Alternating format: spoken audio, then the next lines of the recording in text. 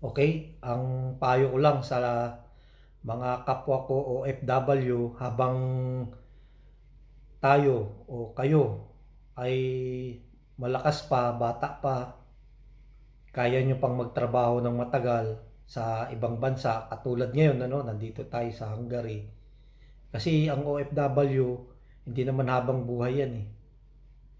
Kaya pilitin nyo makapag-invest ng mga property. Mas maganda yung investment na lupain kaysa sa mga sasakyan kasi ang mga lupain habang tumatagal ay lumalaki yung halaga o value, pero yung mga sasakyan nagkakaroon ito ng liabilities nyo pa pagdating ng panahon kasi mababa na yung presyo niya tsaka sa mataas ang bilihin ng mga diesel ngayon. Kaya mas maganda ang investment ay yung real estate property. Yan ang advice ko lang sa inyo. At saka pagbutihan nyo lang yung pagtatrabaho sa ibang bansa kasi hindi naman habang panahon nandito tayo eh.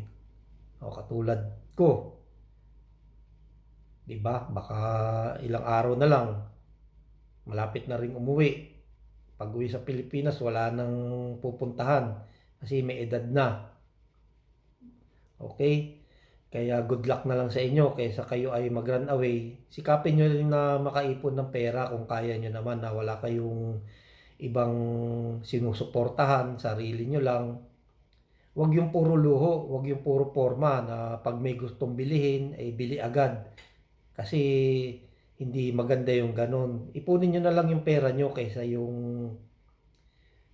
kung ano-ano yung mga binibili nyo dahil pagdating ng panahon, katulad yan, halimbawa, nagkaroon ng emergency, may sakit, at least meron kang madudukot kaysa mangutang ka, di ba?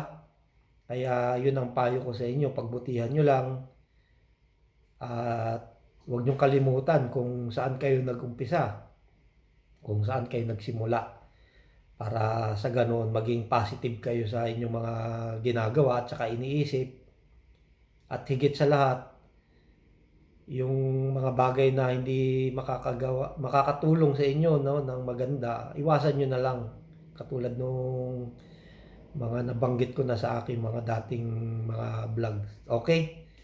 So, good luck sa lahat at sana ay makaraos tayo ng maayos dito sa abroad o kahit sa bansa man.